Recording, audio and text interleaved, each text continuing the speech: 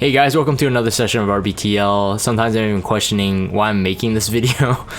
In particular, it's been a long day for me, and at the moment of this recording, it's like 12 a.m. So I'm like 1 hour away from the patch anyway. By this time, everybody should have read the patch notes, but I just wanted to give my thoughts on it in case I've been asked. If you did pull for Mui and her artifact, and you got her artifact, lucky you. It actually does help grinding this story event, but regardless, there's a reason why I think if you're free to play, you should have maybe skipped her. We'll talk about that. I'm making a separate video on the holiday Euphine and the new release on the ML5 and a separate thing, so it won't be in this one. So if you're looking for that here, probably won't find it. I just got a couple of things I want to talk about. I'm gonna skip the side story stuff. Arena season, Endeavor season is gonna kick off just to. I mean, that's a big deal. So it starts on the I guess next week. So global server is a Monday, 7/27 there. Just keep that in mind. So that will be, I think, when people will start pushing again. It's gonna be definitely interesting with the Briar Witch Assyria. And the blind day implemented in the last patch. I think it's gonna be a lot more interesting. We'll have to see in terms of the whole economy, in terms of the arena and people who take part in it.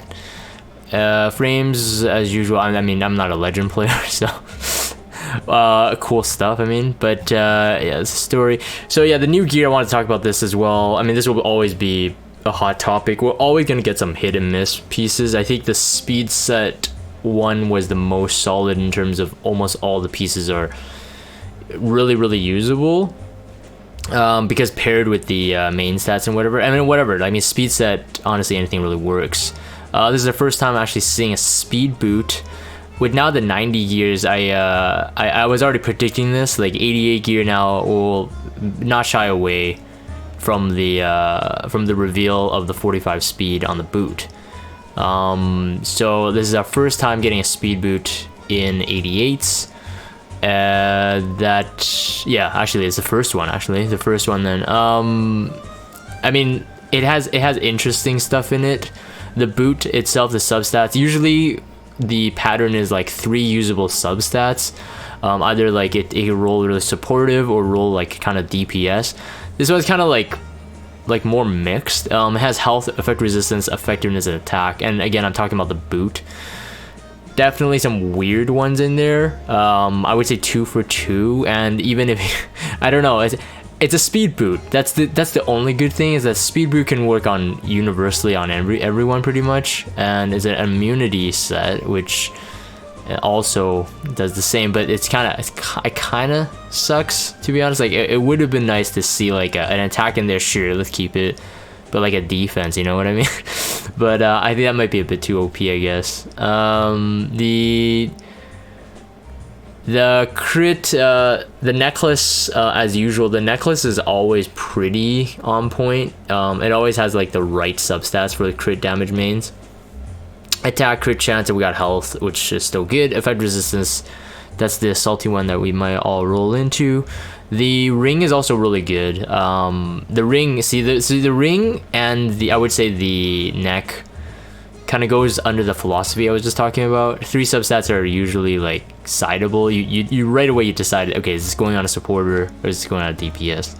The boot, again, pretty iffy. Actually no, maybe, I mean, the more I think about it, maybe some kind of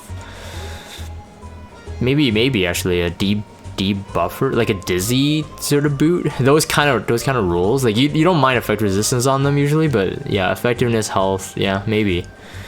Yeah, the ring is really good. Again, 3 usable substats with a main stat health. The crit rate will be the odd one, unless you roll speed, crit rate, and defense only. Then it becomes a bruiser type of ring. The weapon's good, so the sword is good. The chest piece, also good. And the helmet, very good. Minus that doesn't have any speed on it this time. In the past couple helmets that we've had, I think the speed one and the hit set one all had speed. This one doesn't, but again, like I said, they usually go with that formula. I don't think there's a perfect one. I don't think there's ever a perfect one. Can't think of one. But anyways, that's my thoughts on the arena gear. It's still very stoked to get it. I mean, immunity set right now. I mean, if you're going like competitive PvP, so like RTA mainly now, and Guild War, if you still really care about that, immunity set is really nice. And I know a lot of people don't have the one. It's just insane RNG for Azimatic to drop it. Whereas like Wyvern, all 3 sets technically usable. Crit set, speed set maybe more so. But usually when you're hunting Azimatic, you're going for the immunity set. You're not going for Unity or Rage. Those are kind of like, oh, if you get some cool pieces, you keep them, but you never. And so I know that spenders actually buy the equipment packs for immunity. So it's really nice to have this. I would take it. No complaints here. I just want more immunity. The season pass, so the Akate skin, yeah, I don't know. I mean, the more I'm grinding, the like farming and using Skystone to farm, the less I feel that these epic passes are worth it. I mean, if you look at the premium rewards, like the final tier, the ones you have to pay 1800 Skystone for, I mean, you're not really getting a lot out of it. I mean, the 3 gold transmit stone, like half an ML, I don't know. I don't know if it's actually worth it anymore. But yeah, I don't know. I'm not quite sure. So I mean, I used to be like, oh, you should just buy it, but I think there's a less and less incentive to do so now. It might be a good thing though. It might be just people are like, it makes people save more Skystone, I think. But yeah, I don't really think it's really worth it. Like 5 skin tickets, you have to collect a couple passes to get like a full skin. But I mean, I think the skin looks great. I kind of hope for a Momo skin. That would have been cool. Bologna and Violet drop rate, which is interesting. Those who have pulled SSB got triple S SSB, but you got no drink artifacts. That's a feels bad, man. I know it's like, you know, kind of digging old wounds here.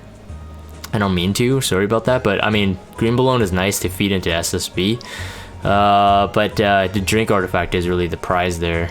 Violet return just right after Remnant Violet was released. I know that there's a couple people, including myself. I don't know. I have to see how many bookmarks I have left to summon for that limited Eupine, holiday Eupine.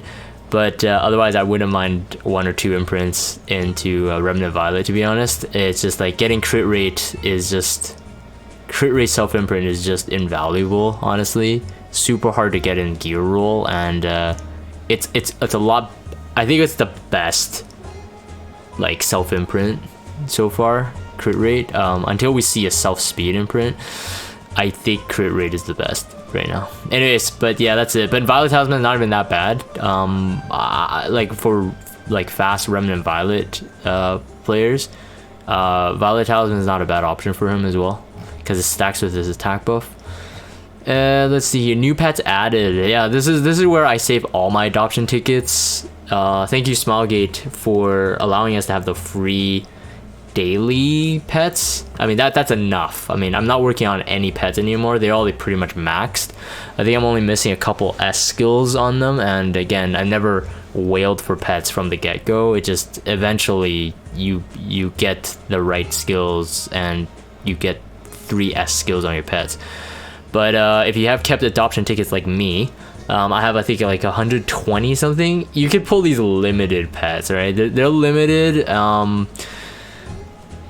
Yeah, they usually come in these kind of these events. I don't know how much I want them. I mean, they're not like, to me, they're not super special. I like the previous, I think the Valentine's one with mac and cheese. Yeah, if you guys have mac and cheese, you know what I'm talking about. World Arena mock battle improvements. This is a huge one. This is a huge improvement, I have to say. This will allow us to, I know that they have that spectate mode still locked there. So I think that the spectate mode is a separate, like a completely separate feature that they want to do like spectate mode for like globally. I'm talking about like ranked arena or ranked world arena, because in this section they talk about mock battle spectate. I mean, there's a limited amount of players. You can only have up to 20, as you can see in the icons there. But I mean, this is a huge improvement. I'm actually surprised that they pushed out something as big as like fundamentally as this in the amount of time. Like, I wasn't expecting this until like 4 months. So like, Smog, if you're hearing this, honestly, like during this past year, you've pumped out a lot more content. This is where you should have been. Like when the I don't know, I don't want to mention it, but we'll just call it the 1-star rating days. That's where you should have done this. But I am impressed though, regardless. Receive mock battle invitation. Yeah, there's like little details here, but yeah, so the 2 players go at it, but the other players in the room can spectate.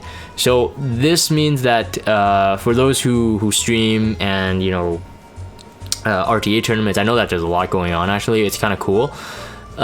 You no longer have to kind of rely on your players' ability to stream. So I mean, if any of you guys have watched my tournament, we had a couple we call PowerPoint slideshow type fights, because like the capability of the player themselves streaming, like you get two players who don't have the, you know, don't have really good either PCs or like, you know, good ways of streaming. You get some pretty bad quality, and of course it does take away from the fight because people start, you know, it's just start laughing at their quality instead of paying attention to the actual fight. So this is much more controllable, especially on the streamer end. So the streamer, I would imagine, you can enter mock battles just like you would in RTA tournaments anyway. So far, at least that's how we've been doing it. And then just have the streamer spectate on the fight. I'm not sure exactly like how it will work. Like we can read this as much as we want and then picture it like image by image, but we don't see a full user experience flow, like a whole UI flow. So we're not 100% sure how that's gonna work, but I think that's basically how it works. Yeah, and you could also change the background. That's kind of cool. I'm assuming that in ranked RTA you stay with that cool stadium background, which I'm cool with, and then mock battles you have these like, you can set up different backgrounds and stuff, so that's kind of cool. I like how they're adding little things like that. Is you don't expect it, but it really upsells the mode, which I really love. I usually don't talk about packs, but I think this one's a pretty big one. For those who maybe people who say that they're free to play, honestly, that term is now more and more like vague. Some people say like, I'm free to play, but I just bought the Renko Packs and whatever. Let's just not go with the traditional definition of free to play. If you have purchased the Renko Pack before, you may want to do it again. Apparently it's a lot better now and it's refreshed, but I mean, by the time you're seeing this video, the old Renko Packs are already gone, but the new ones will come as soon as the patch is done. So I myself, I think, you know, I don't usually rate packs or whatever, but it was a good deal. Even from people who are quote unquote free to play, say, yeah, it's a good deal. Like if that's all they spent on, it's still like one of the best deals. So I have to look at it again. I haven't looked at this or been reminded of what's in it, like since when I got it, which was when the game started, or on global at least. So anyways, let's see here. Let's keep going down. There's a couple things more. So repeat battle improvements, also pretty cool. There's a lot of little things I think that they've realized that players may have wanted. I don't know if anybody spoke out on it. I think by the time we got the repeat battle, everybody was just relieved that we could do it without using those homemade snacks. That was really bad. So I don't think anybody really complained about it too much. Like 20 runs, yeah, sure, it might not be like auto 24/7, but I mean, if you don't have the means to have like infinite leaf or skystone, you can't do that anyway. But now this auto charge energy feature is we'll use the leaf and then followed by the skystone, so you don't have to really worry about that anymore. I really love that because I find myself doing that as well. Sometimes I'm doing leaf and then I have to swap the skystone because it was stop, right? Like if the leaf stop, it just stops your auto run. You come back to the, oh crap, it wasn't auto running. Now I have to switch to skystone, but it would actually do that now, so that's really cool. other improvements, like you can actually like go into your urgent mission and stuff like that after, which is great. Expedition information, expedition, of course. I didn't really talk about how good it is. I really love the feature, but as the month is ending, as everybody is nearing or has finished all of their like expedition rewards, I don't think many people are doing them now. They're just kind of posting out the posters, and even if no one completes it, you sometimes get a reforged material back. So I mean, yes, if you have your posters capped, just send them out. I mean, there's no harm at all. If people do it, you get more rewards. If people don't, they don't. It's a good feature, but that aside, let's keep going down. Guild lasting effect purchase improvement. Yeah, basically it's like you can pre-purchase it within a certain amount of time, so easy peasy. So no longer will you have to really worry about, okay, I gotta wait at like, let's say your guild buffs expire at like 12 a.m. so I gotta wait, I gotta stay up and then just purchase it to make sure that the whole guild gets benefit from it. But at least now you can pre-purchase it, or it overlaps. So that's very good. That's very nice to have. This one I really want to talk about. This was a much needed thing, and honestly, I don't know if players want this, but I think like sometimes even summoning for heroes and stuff like that, potentially they could work into like a batch summon for like heroes.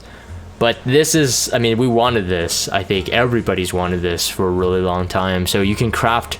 You could craft up to 10. You craft 1 or you craft 10, which I like it. It's fine. Like, you don't need to have the in between like 3 to 5 or whatever. Just go mass craft 10. I mean, there's no discount on it, so I mean it costs the exact same amount of gold, exact same amount of crafting materials, except that you don't have to go through the rigorous task of seeing that hammer hit the anvil and then boom, but rather you just get to see it. Sometimes I come from other gacha games that you can like mass summon or whatever, batch summon. Sometimes you feel that it's luckier when you just batch it like that. I don't know, it's just a mental thing. Anyways, that's it for this patch note, but I'm gonna leave all my other thoughts on the new heroes in the other videos. So anyways, hopefully that you have found my insights or any views useful or even just entertaining to listen to. I'm gonna end this here. If you guys have Discord, check out the Discord server, follow me on Twitter, subscribe to YouTube if you haven't. As always, thank you guys for watching, and I'll see you guys next time.